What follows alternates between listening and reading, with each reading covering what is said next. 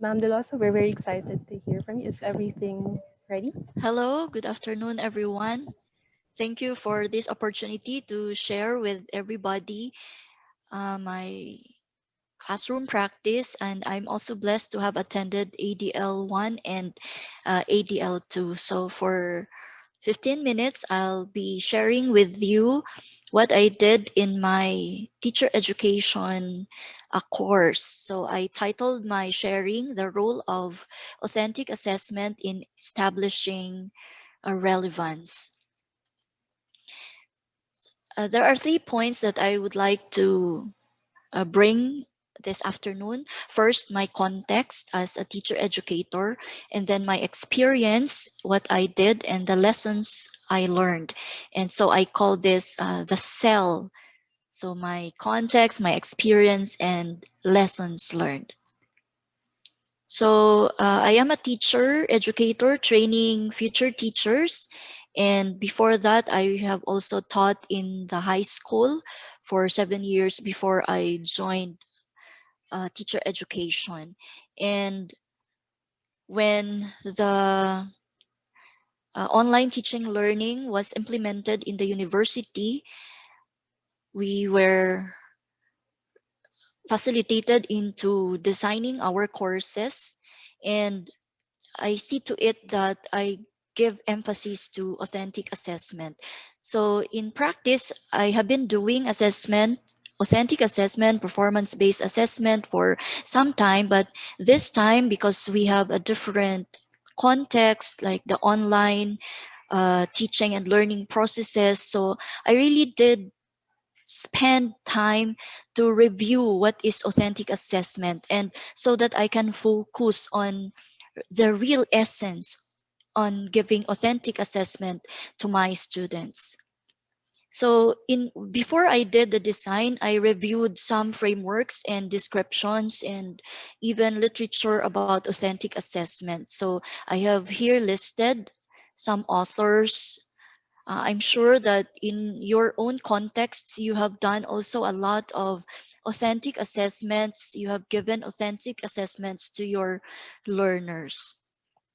So from practice and from review and from revisiting all these concepts, I came to these two important aspects of authentic assessment, that it is a performance of a real world task, and that we give authentic assessments because we want our students to demonstrate meaningful application and deep understanding. So it is not just any application of the skill and knowledge that they have learned, but it has meaning. When I say meaning, I say to myself that they can connect it to their real life, to the various challenges they are facing, and that they understand why things are done in the classroom, why content is given, what is the connection to this, to their life as young adults. And I also reviewed what is really authentic assessment, because in the conferences or even seminars that I have attended, sometimes teachers have a debate that this one is authentic, this one is not. And not all, we all know that not all performance assessments are authentic. So I look into the works of these people, Gallikers, et al., and the rest, and I even went into Wiggins and McTighe's work on understanding by design. And so I spent some time before I really reflected what aspect, what is the degree of authenticity that I would like to use in my in the design of my course, specifically in the course Trends and Issues in Education. And I reviewed the framework, and I chose to work on the 5 dimensions of authenticity according to Galliker and company. And so there are 5 dimensions that I focused. First is the task. I went into reflecting what culminating task will I give to my students that would reflect a real life situation? Second, I look into the physical context. This is quite challenging because of the online modality. We cannot go the the workspace that is similar to the profession.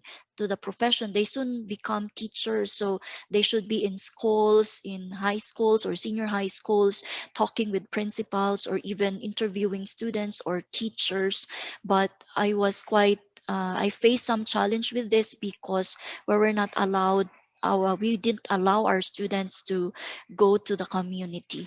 And also the aspect on physical context talked about the availability of resources and the sufficient time that I have to give so that my students could complete the task. The third dimension is on social context. Like I thought of a task that is similar to their professional context. So I kept in mind that they are to be teachers and they have to develop values and skills like teamwork and collaboration and communication. So I consider that in the selection of that authentic task. The fourth is the assessment form. So I also reviewed and decided on what assessment form should I give so that this is really a demonstration of the competences that are asked of them, and also considering multiple indicators of learning, not just one competence, but a combination of such. So the fifth dimension that I look into is the criteria. So it would be easy to list what are the elements that have to be present in the rubric, because this task, since it's a summative task, a culminating task, it will be marked, it will be graded at the end of the semester. So in summary, I look into the purpose of the task and also the degree of authenticity.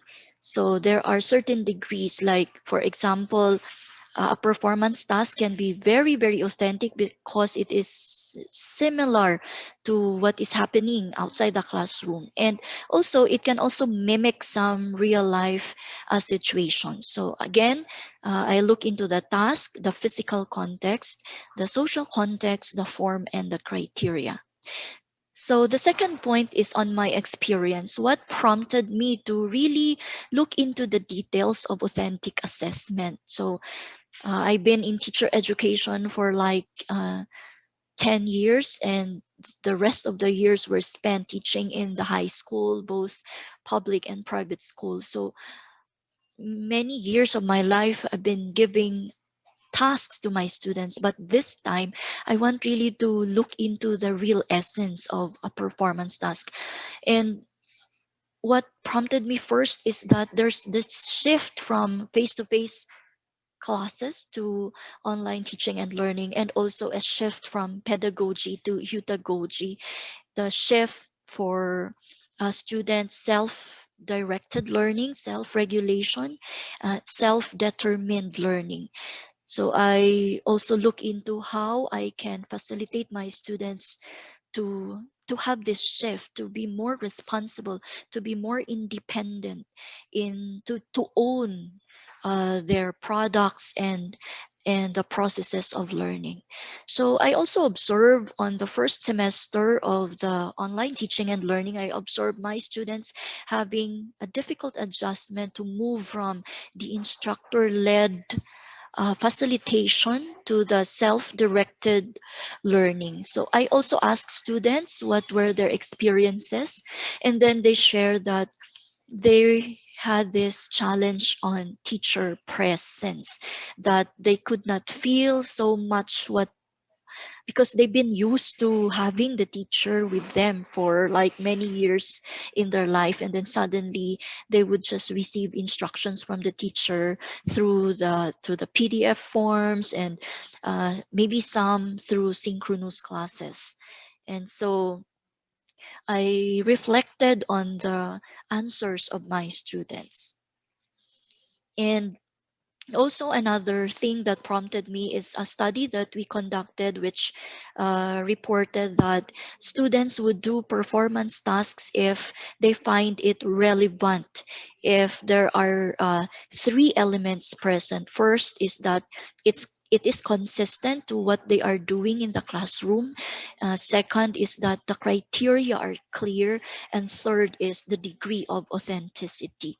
So the study showed students would pass the tasks on time, and they are more inspired to do the tasks if these three components are present. So what I did in my course on trends and issues on education, I use the method case study, and with this case study, I utilize the design thinking framework. So uh, I think many of you or all of you here have heard or have practiced using this framework. According to Brown, it is a human-centered, creative, iterative, and practical approach to finding the best ideas and ultimate solutions. So I use this framework in as they craft their case studies. So I explained to my students the 6 steps or stages of the framework, and it started with the empathize mode, define mode, ideate mode, prototype, test, and implement. So I use this with the goal in mind that to develop empathy, because these challenging times really need so much empathy, the heart of the students, like their hearts, especially that they're also facing the pandemic. There are many problems at home, not just in school.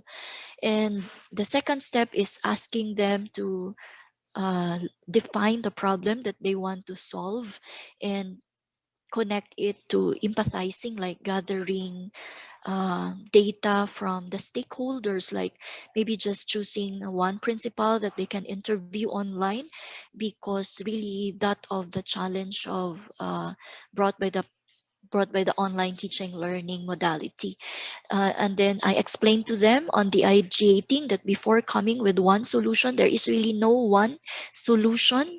It is a combination of reflections and even questions and doubts. So they have to list possible solutions before they can come up with prototype, so their proposed solution to their identified problem. And then they will test it and implement it. So these are just some examples from my students. Their works on the vital role of parents on their child's success, and they came up with this prototype on coming up with a monitoring plan. So they wanted to bridge the role of parents and then the teachers to serve as a help between parents and teachers. Also, a case study on water, the cleanliness of water in an area in Misamis Oriental, and they call it the Droplet Project. And the group came up with a droplet project proposal. And then these are some Kalusugan Kayamanan, and they came up with a prototype on Kaya Meal Plan and the Reading Hood. And then the prototype is the Reading to the Power of Three. So one group came up with a case study on reading, and they came up with prototypes of RECRA cards. So they created RECRA cards. Now, finally, on the lessons that I learned when I talk to the students, they share that it's good. It was not easy at the first, because you have to discuss what is a case study, then you have to discuss the framework, and you have really to support them and guide them. And then they said that it's good to have focus. And from that experience, it gave me affirmation that we teach what really matters, and assess what truly matters. And also a gradual shift from pedagogy to eudagogy. I also learned that there is a need to balance rigor, the marking, the grading. We need that, of course, we need that, but more than that is really the heart, the empathizing heart of the students. And I also experienced some challenges on connecting the students with the stakeholders, because I wrote to the stakeholders and asked their help to also guide our students. And finally, I learned that we need to clarity of the learning tasks we give to the students, and very important is they feel the presence of the teacher beyond the screen. And it helped me, the design thinking framework is really very helpful to me. So in summary, 3 points: the role of authentic assessment to establish relevance, meaning in the class, and then design thinking in action. I'm really learning and I'm teaching my students to find solutions to problems, because soon they become administrators and they be facing a lot of problems. So they have to be equipped with that skill and with that empathizing heart, and also a more meaningful teacher presence and student engagement. So thank you very much for your kind attention. Thank you very much, Ma'am Delosa. That was very informative. So we're now opening the floor for any questions our audience may have. So feel free to raise your hand, to unmute, or if you're feeling a bit shy, you can type in your questions.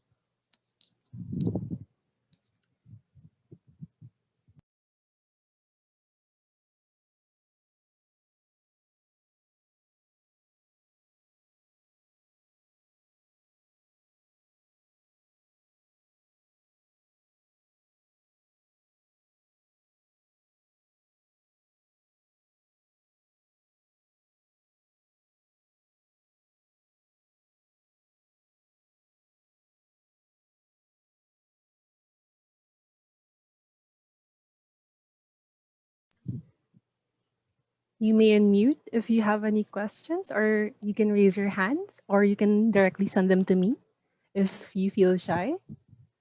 So this is a very safe space. You can also raise your insights.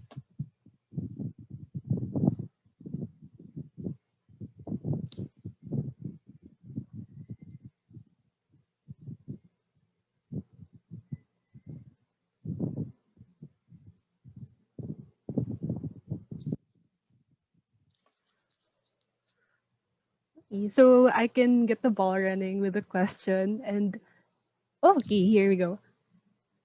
So from Sir Jet Magsaysay, could you please share a rubric that you used, if possible? Thank you.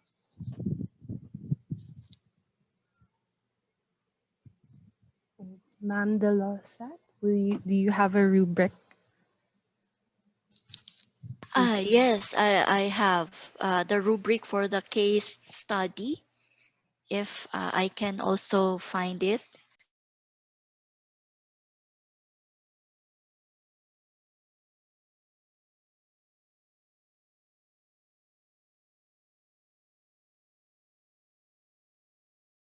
For a while, I'll open my e-learn. So from Miss Pinky Valdez, they would like to see number one again from the graph.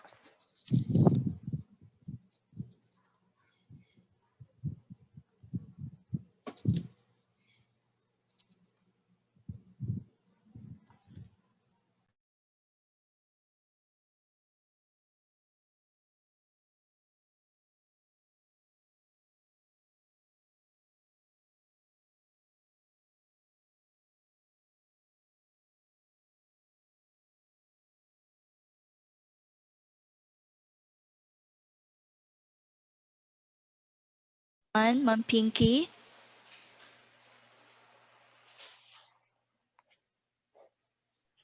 Thank you. I just wanted to see it one more time. Thank you. Thank you, ma'am. I like the task, the physical, the social, the form, the criteria. I like that. Thank you very much. Thank you, ma'am, also. Is this yours, or you picked it up from one of the This or you is, picked it up? yes, ma'am, these are the 5 dimensions according to Gallagher's framework on authenticity Gallagher? of a task. Yes, ma'am. Thank you. Uh, Thank you. Thank you.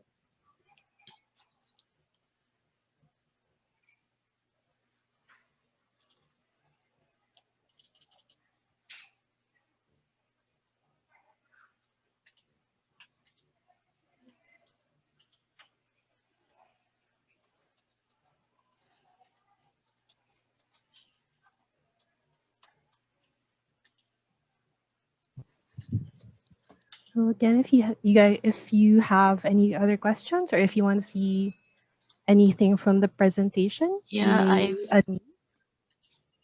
I'm looking for my rubric. I'm trying to retrieve it. Okay. We have another question from the audience. Hi, Yes, ma'am. may we know please how the 5 elements of authentic assessment were applied in an actual project or tasks with a brief explanation of each element?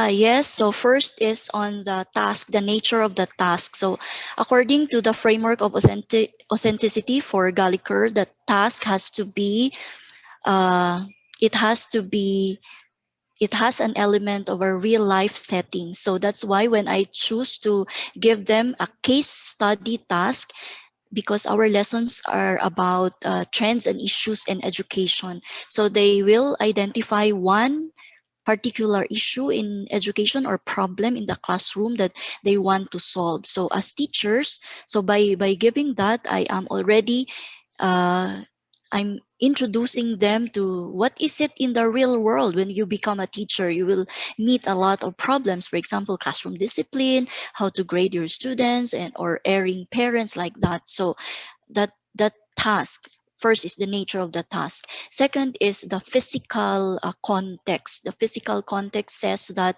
your task, you have to provide a similar physical scenario to the students. So because it's a case study about trends and issues, I should have brought them to schools, but because of the limitation of the brought by the pandemic, so we did an online they did an online interview with some principals, even with some uh, barangay officials, and trying to know the situation of education in a certain locality or in a certain barangay. So that's one dimension, the physical. Third is the social context.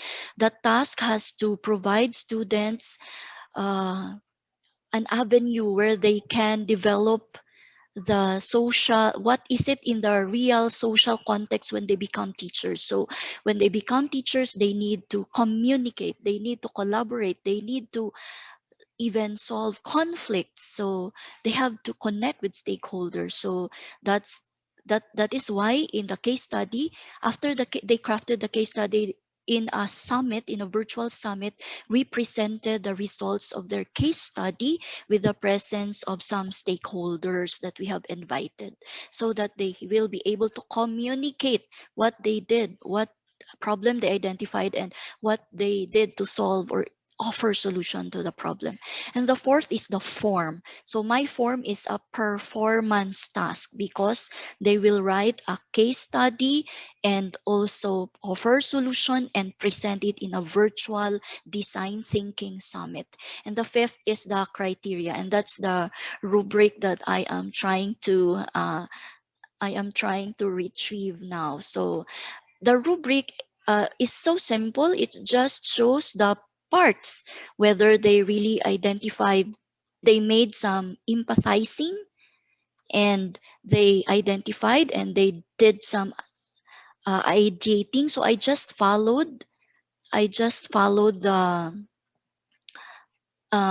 elements of the design thinking framework, and so that I gave also points to compose my scoring guide. So I hope I have answered that question. Sorry, I cannot, I'm still opening my e-learn for the rubric. Thank you very much. Thank you, ma'am. So we have 2 more questions lined up. Um, uh, One from our audience, they said that I think it would be good for faculty as a department to identify essential competencies per course so that the tasks we drop because of time limitations can be picked up in other courses. What do you think? Yes, I agree. So that's why in our department we had this what we call before each semester we call a course learning CLO meeting, like course learning outcome articulation. So we articulate what's the focus of one course, what is your focus, what's my focus. So both or horizontal and vertical articulation. So we know what's happening, what's the focus of that course. So I so much agree with that comment, with that feedback from is that from yeah from that feedback, so that we can focus on what competence or competences that we would like our students to demonstrate. So quickly I'll share to you my uh, the rubric, no. So this is our final report. So this report, they did this report after uh, they they incorporated the comments from ano from the stakeholders who joined. So I have here the Design Thinking Summit oral presentation scoring rubric. So if I'll open it, and then the written part. So they have the oral presentation because I want them to communicate their prototypes.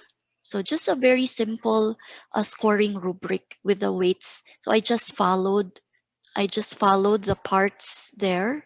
So that's for the oral presentation. And then for the written, the final report, this is also my scoring guide. So I look at the parts, whether they did this, and also organization, originality, ethics. Did they ask permission to interview, like that? And some reflection, because this is very important in the design thinking framework to really do some reflection. And this is what Jesuit education has really taught us, that at the end of the day, everything we do, what's next and what for. So that's my rubric. Here is a comment from Sir Eduardo. How would you suggest we adjust the case study approach for undergraduate students? I am guessing that some might have this not have the same level of life experiences as adult learners. It might be more mind than heart. Yes, sir. Yes, sir. I agree with you. That's why it really took me some time to make them understand, because I'm teaching third year education students. So they are undergraduate students. So I explained to them what is expected of them in a case. I showed examples of a case study, and I really the support is is there. So I talk with the students. I call them even through the phone, step at one step at a time. When they are in the empathize mode, in the ideate mode, in the prototype mode. So I was there in every step. So it was quite how do I say it, challenging on my part, but because I really want to for them to experience that approach, so I did that. So I've learned lessons also to make my life easier in the next semester if given the chance to also apply that approach to another group of students. Thank you so much, ma'am. Uh, I think we have time for one more question, if everyone's all right with that.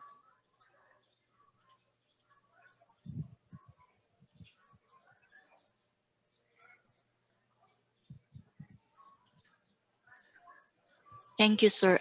Ma'am Pinky is asking for the Galliker's reference. So I will write here, Ma'am Pinky, my email, and I can send you, give me so that I can give you the complete list of the references that I have used. Okay. Uh, Thank you so, very much. sure, ma'am. Thank you.